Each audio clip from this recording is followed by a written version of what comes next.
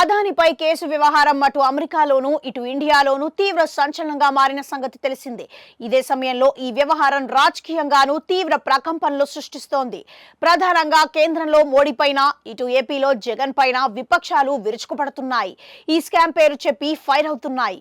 ఇందులో భాగంగా అదానీ పేరు చెప్పి మోదాని లిస్టులో మరో స్కామ్ వచ్చి చేరింది. అయినా కూడా అదానీకి ఏమీ కాదు, ఆయనకు ఏమీ కాకుండా మోడీ చూసుకుంటారు అంటూ కాంగ్రెస్ కమెంట్ చేస్తుంది. మరోపక్క జగన్ అక్రమాలు అంతర్జాతీయ స్థాయికి చేరుకున్నాయని ఏపీలో విపక్షాలు మండిపడుతున్నాయి.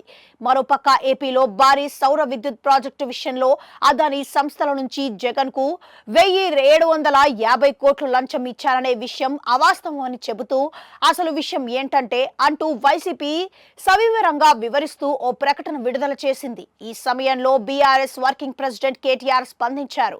అవును, అదానీ వ్యవహారం ఏపీతో పాటు 4 రాష్ట్రాల్లో ఉన్నత స్థాయి వ్యక్తులకు లంచం ఇవ్వడానికి సిద్ధపడ్డారు అనే అంశం రాజకీయంగా తీవ్ర దుమారం రేపుతున్న వేళ బీఆర్ఎస్ వర్కింగ్ ప్రెసిడెంట్ మాజీ మంత్రి కేటీఆర్ స్పందించారు. ఈ విషయంలో జగన్ అయినా చట్ట ప్రకారం చర్యలు తీసుకోవాల్సిందే అని అన్నారు. ఇందులో భాగంగా అదానీ ముడుపులు ఇచ్చారని నిన్న కోర్టు చెప్పింది. అట్లాగే ఎవరికి ఇచ్చారో కూడా చెప్పమనండి. చెప్పిన తర్వాత డెఫినెట్ గా చట్ట ప్రకారం, ధర్మం ప్రకారం, న్యాయం ప్రకారం ఏం జరగాలో అదే చేయాలి, తప్పేముంది అని అన్నారు.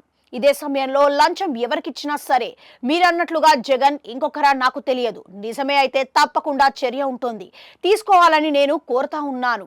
కోర్టులో తీర్పు వచ్చిన తర్వాత ఖండించడాలు ఉండవు, తీర్పు వచ్చిన తర్వాత అపీల్కు పోవాలి అని వ్యాఖ్యానించారు.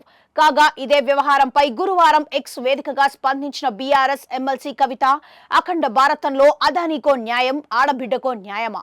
ఆధారాలు లేకున్నా ఆడబిడ్డకు కాబట్టి అరెస్ట్ చేయడం ఈజీ, ఆధారాలు ఉన్న అదానీని అరెస్ట్ చేయడం మాత్రం కష్టమా?